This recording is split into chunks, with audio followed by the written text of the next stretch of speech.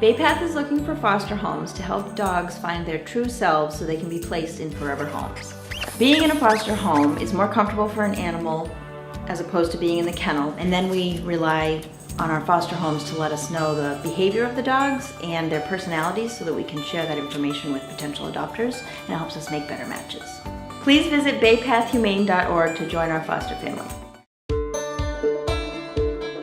So when we first decided to go ahead with the fostering, we spoke at length to one of the behavioural specialists to essentially find a dog that would fit in with our lifestyle and that we could truly help.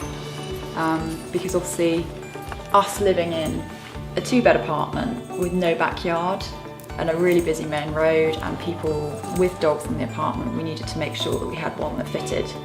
So it was a really, really interesting part of that fostering process to actually ensure that we had a dog that fitted well with us. So when we first went to pick up Arnold,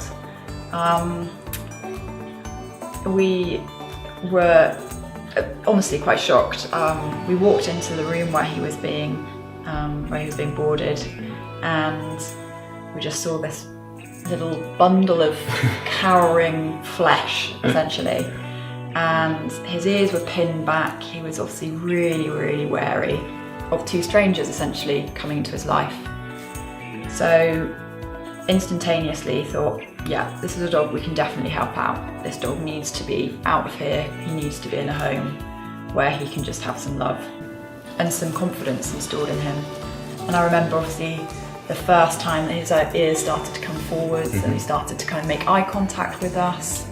It was really, really gratifying to see that actually he trusted us enough to come up to us and show us some kind of affection. Yeah, absolutely. Completely selfish point of view, that was one of the concerns that I had when I first started fostering, is how much time is this going to consume? And obviously initially you have to give a lot, and completely depending on your dog. There are hard times. When Arnold first came here, I was on the sofa most nights because he was crying, because he wasn't settled in our home. And there is going to be issues that arise like that.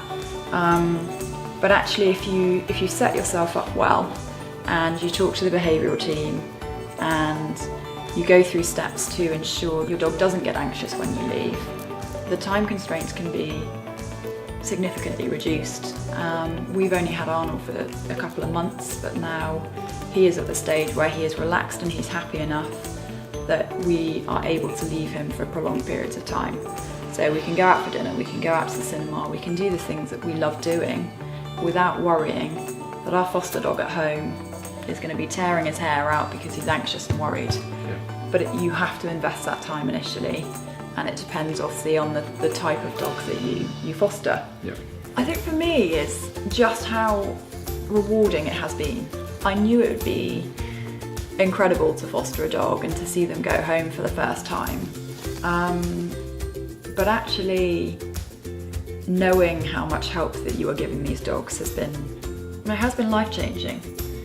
The first time that Arnold, like I say, pricked his ears and actually came to us and wagged his tail was incredible. It really melted my heart to think that he had become that comfortable with us and, opened his heart up to us.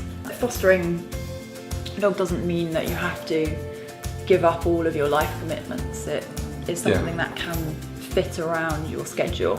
Yeah, I think kind of whatever situation you're in, that you're going to be able to help a dog out some way, even if a little bit. So hasn't hugely changed our lifestyle.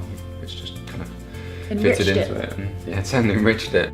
Please visit baypathhumane.org to join our foster family.